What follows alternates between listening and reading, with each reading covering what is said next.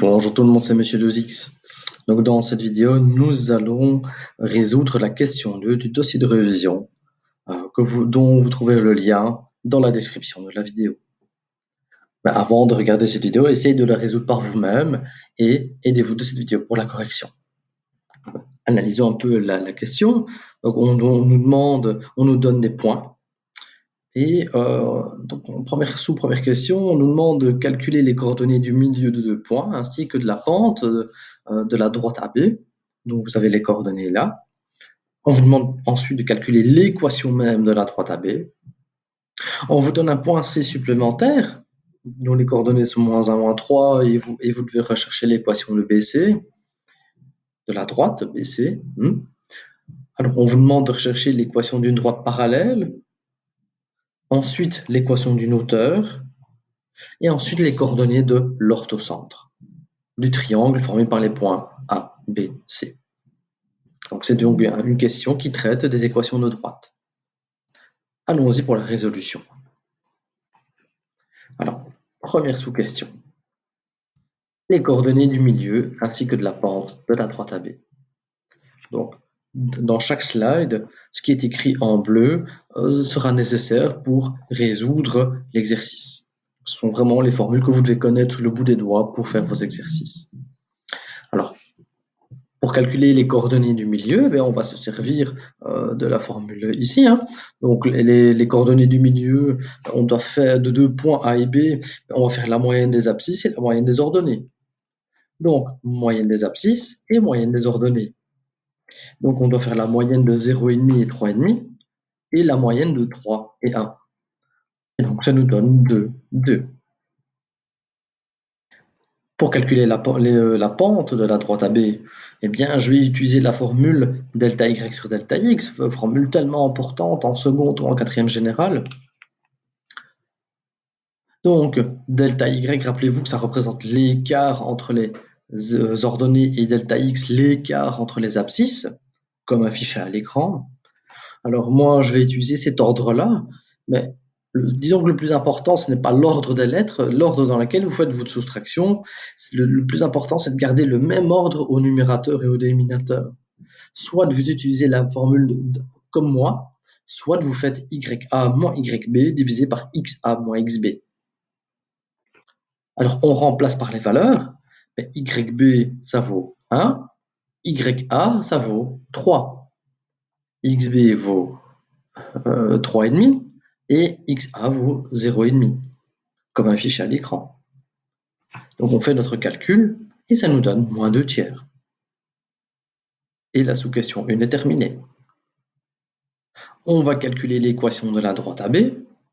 Donc de quoi a-t-on besoin pour calculer l'équation de la droite? Eh bien, de la formule ici.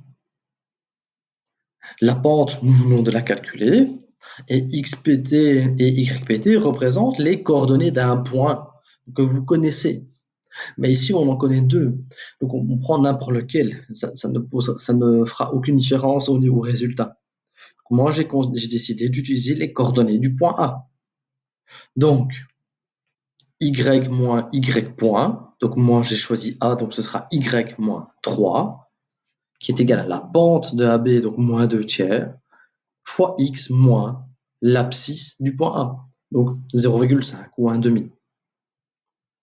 Alors, on va distribuer le moins 2 tiers sur la parenthèse, comme affiché à l'écran. Et ici, moins 2 tiers fois moins 1,5, ça me donne 1 tiers. Donc, les signes moins se simplifient en plus. Et alors, ici, on remarque qu'on peut supprimer les deux. Et donc, il nous reste plus 1 tiers. Je vais donc maintenant faire passer le moins 3 dans le membre de droite, ce qui nous donne plus 3. 3, c'est 9 tiers. Pourquoi je le mets en tiers? Parce que je veux le combiner à 1 tiers. Et 1 tiers plus 9 tiers, c'est 10 tiers. Et voilà l'équation de la droite AB. Ce qui clôture la sous-question 2. Troisième question, on vous donne les coordonnées du point C, on vous demande de calculer l'équation de la droite BC. Alors rien ne change par rapport à la question précédente, sauf que vous devez tout d'abord calculer la pente de BC. Comment calcule-t-on la pente de BC? Toujours la même formule, delta Y sur delta X. On garde le même ordre des lettres au numérateur et au dénominateur. On remplace par les valeurs. YC, c'est moins 3. YB, c'est ici 1. XC, c'est moins 1. XB, c'est 3,5. Donc on fait notre soustraction. Moins par moins me donne plus. Et on se rappelle que 4,5, c'est 9 demi. Donc on fait 4 divisé par 9 demi. Et on se rappelle que 4 divisé par une fraction, c'est faire la multiplication du nombre par l'inverse de cette fraction. Donc ici, 4 fois 2 neuvièmes. Ce qui donne comme résultat 8 neuvièmes. Maintenant, nous pouvons appliquer la formule d'équation de droite ici. Et moi, comme point, je vais choisir les coordonnées de C. C'est plus simple. Il n'y a pas de nombres décimaux ou de fractions. Donc y moins y point, donc ici le y point c'est moins 3. Donc y moins 3 me donne plus 3, égale la pente que je viens de calculer, fois x moins l'abscisse du point. Donc moins 1 qui me donne plus 1. Je vais distribuer, comme affiché à l'écran. Je fais passer le plus 3 dans le membre de droite. Je mets sous le même dénominateur et je combine. Et nous avons trouvé l'équation de la droite BC, ce qui clôture cette sous-question 3. Sous question 4, nous devons trouver l'équation d'une droite qui est parallèle à une autre et passant par un point. Donc ici, qui dit parallélisme, dit critère de parallélisme. Nous savons que deux droites sont parallèles si seulement si leurs pentes sont égales. Donc, étant donné que la pente D doit être parallèle à AB, mais je sais que la pente de la droite D recherchée doit être égale à la pente de AB. Mais la pente de AB, je sais qu'elle vaut moins 2 tiers, grâce à la question numéro 1. Et donc, je connais la pente, je connais un point par lequel passe la droite D, qui est C. Eh bien, j'applique de nouveau, cette formule générale d'équation de droite, comme affiché ici à l'écran. Je vais distribuer, je fais passer le plus 3 dans le membre de droite, je mets sous le même dénominateur et je combine. Ce qui nous donne l'équation de la droite BC, de la droite D, pardon, comme affiché à l'écran, et c'est qui clôture la sous-question 4. Donc vous remarquez, cette formule, elle est vraiment primordiale et vous allez l'utiliser intensivement en première, en cinquième et en réto, bien en terminale. Alors, on vous demande de rechercher cette fois-ci l'équation d'une hauteur. Donc ici, on vous demande l'équation de la hauteur issue de C, dans le triangle ABC. Il faut se rappeler ce que c'est une hauteur. Donc la hauteur issue de C, c'est quoi par définition? C'est donc la droite qui passe par C et qui est perpendiculaire au côté opposé à C. Donc ici, elle est perpendiculaire à AB. Mais si la hauteur est perpendiculaire à AB, perpendiculaire, critère de perpendicularité. Je sais que deux droites sont perpendiculaires si le produit de leur pente vaut moins 1, comme ici rappelé. Donc, pour que la hauteur soit perpendiculaire à AB, je sais que les pentes multipliées entre elles doivent donner moins 1 comme résultat. Mais la pente de AB, je la connais, je sais que ça vaut moins 2 tiers. Donc ici, je peux déjà simplifier par C1 moins. Et donc, le 2 tiers va passer en division, mais divisé par une fraction revient multiplié par l'inverse. Et donc, ça va me donner 3 demi. J'ai de la pente, je sais que cette hauteur passe par le point C, je peux donc de nouveau appliquer la même formule. Vous remarquez, c'est à chaque fois la même procédure, c'est chaque fois la même formule qui revient, la même méthodologie, rien ne change. Je distribue, je fais passer le 3 dans le membre de droite, je mets sous le même dénominateur et je combine, ce qui nous donne l'équation de la hauteur. Alors, dernière sous-question, c'est concernant les coordonnées de l'orthocentre. Et c'est quoi encore un orthocentre? L'orthocentre, c'est le point d'intersection des hauteurs. Mais comment trouvons-nous, c'est quoi un point d'intersection? Comment est-ce qu'on fait ça par calcul? Lorsqu'on a un graphique avec plus de diverses figures et qu'on cherche leurs points communs, on doit à chaque fois, par calcul, résoudre un système d'équations. Hein. Le système d'équations permet donc de, je rappelle, c'est vraiment hyper important de bien savoir ça, un système d'équations permet de trouver les abscisses en tout cas et les ordonnées des points d'intersection de plusieurs courbes, qu'on soit en 2 dimensions ou en 3 dimensions, peu importe. Et donc, si moi je veux l'orthocentre, qui est le point d'intersection des hauteurs, j'ai besoin des équations de 2 hauteurs. Et ensuite, on résout le système d'équations associées.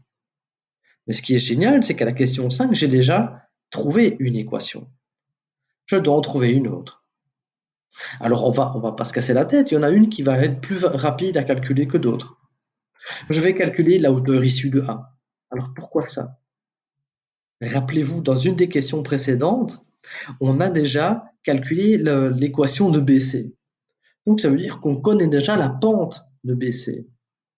Et étant donné que la hauteur issue de A est perpendiculaire à BC, je peux appliquer mon critère de perpendicularité et utiliser la valeur de la pente de BC, qui était 8/9. Et donc, pour calculer la pente de la hauteur issue de A, eh bien, je vais diviser -1 par 8/9. Et de nouveau, on se rappelle, diviser par une fraction revient à multiplier par l'inverse. Ça me donne donc -9/8.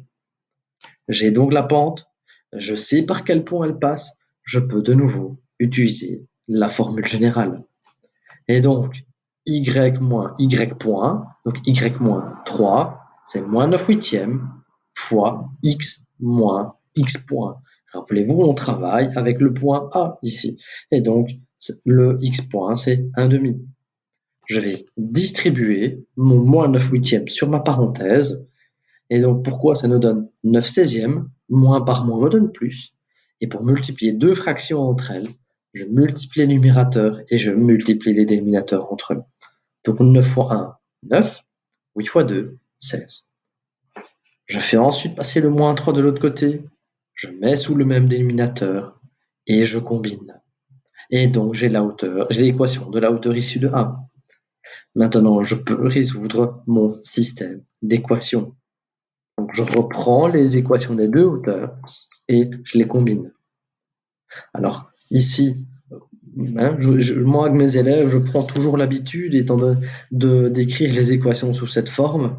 Ainsi, je sais que, vu que je sais alors qu'il suffit d'égaliser les membres de droite pour résoudre mon système d'équations. Alors je vais mettre les x avec les x et les termes indépendants entre eux, ensemble, comme affiché à l'écran. Donc le -9/8, je le fais passer à gauche et le -3/2, je le fais passer à droite. Je vais mettre sous le même dénominateur les deux membres. Alors le plus haut dénominateur, c'est 16, et donc je vais tout mettre en 16e. Alors je vais combiner. 24 plus 18, c'est 42. 57 plus 24, c'est 81. J'ai les mêmes dénominateurs dans les deux membres, je peux les enlever, et je passe en division. Et donc voilà, je viens de trouver l'abscisse de l'orthocentre. Pour calculer l'ordonnée, je reprends l'une des deux premières équations, ici, celle-là ou celle-là, et je remplace le x par ma valeur. Alors j'ai choisi la première équation parce qu'elle était un petit peu plus simple. Donc je calcule, je remplace le x par 14e, je fais ma multiplication ici, ça me donne 81 28e, je mets sous le même dénominateur et j'additionne ou je soustrais. Et donc j'ai trouvé l'ordonnée de mon orthocentre. Et on a les coordonnées complètes.